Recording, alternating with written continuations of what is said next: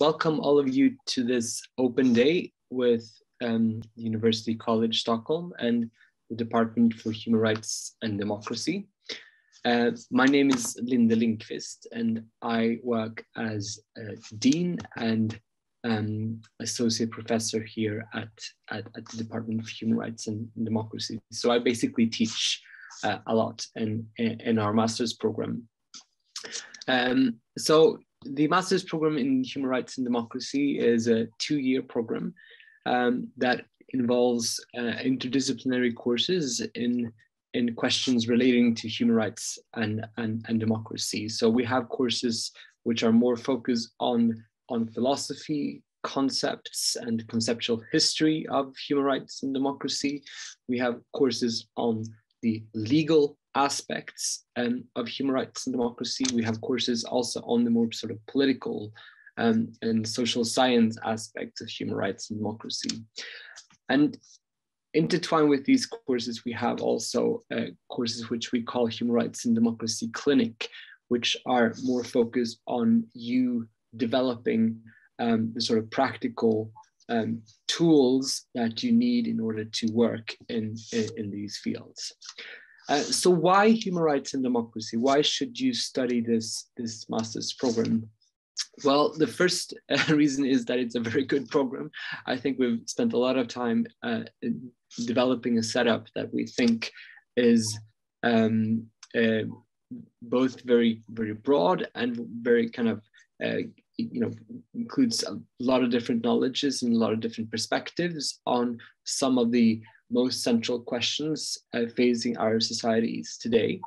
And second, I think that it's a very good program for sort of developing a lot of skills and expertise that you will need wherever you want to go next in your professional careers, whether you want to go into academia to do research, whether you want to go into an organization like, I don't know, Amnesty or Human Rights Watch or some other human rights democracy organization, or whether you want to work for more kind of government agency or the United Nations or the Council of Europe or any other international organization. I think that many of these tools have to do with your ability to go deep into a new subject and to kind of know where to find information, to gather that information and to analyze that information on a very high level. And also, I think a lot of these expertise, a lot of the skills that we focus on in this program have to do with your cooperative ability, your ability to work with others on very kind of focused subjects. So, for instance, your peers in the program now, the people who are in the first year, moving on to the second year, they have just finished off Human Rights and Democracy Clinic Part 2, which is kind of more in-depth course, and they've been working for a number of months really on one case that they've chosen themselves in a group, 4 or 5 people, and that could be human rights in Rwanda, it could be human rights in Sweden or in Iran or any other context that they've chosen. And so they've written a very kind of high quality report on that specific situation, which they are now looking to publish through the UCS webpage. So I think, we try to do stuff as kind of as authentic as possible. So we want you to be able to practice the skills that you will need in your future careers. And as I said, the career options here are really, really, really broad. So we have students who go through our programs who end up in government agencies and international organizations, NGOs, etc. But we also have people working for private companies with questions relating to corporate social responsibility, and due diligence and so on. So I think, there are a lot of different opportunities if you want to pursue a career in human rights or democracy promotion. So I think that's my sales pitch. That's why I think you should come here. Also, another reason why I think the UCS is a very good study environment is that we have people coming here from all over the world, very different backgrounds, and they are allowed to meet in a quite informal, I would say, and quite small campus setting, which gives you a good chance to come close to others and to us teachers as well. But I think I'm now going to leave the floor to you, Tiana. Tiana is our head of studies, and she knows everything about how things work in daily life here at UCS. She's really the kind of coordinator for all of this. So the question that she doesn't know is a question not worth asking, really. So I think I will leave the floor to you, Tiana. Thank you, Linde. So welcome to the open day here. And I will just start with some brief background about our University College Stockholm that was founded in 1993. And it was the same year when United Nations decided to call on the member states to educate their citizens in human rights. And in Sweden, there were no official program in human rights until 1996, when our university, together with Democracy Academy and the Swedish Foundation for Human Rights, started the first educational program. And back in 96, it was a one-year program in human rights. And today we are one of the Northern Europe's leading institutions in human rights. And we offer also bachelor's program in human rights.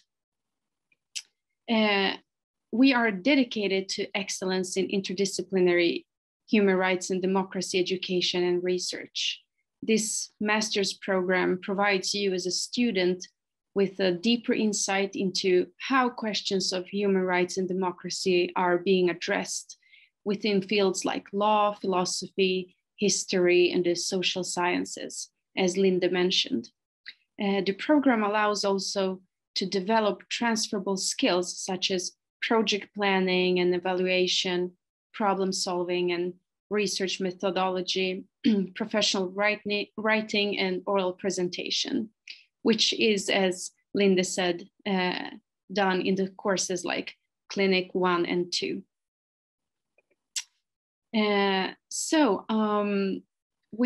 There are some necessary prerequisites that you need as an applicant to be able to apply to the master's program. And the first one is that you need to have a bachelor's degree in human rights studies or another related field in social or political science, law, or the humanities.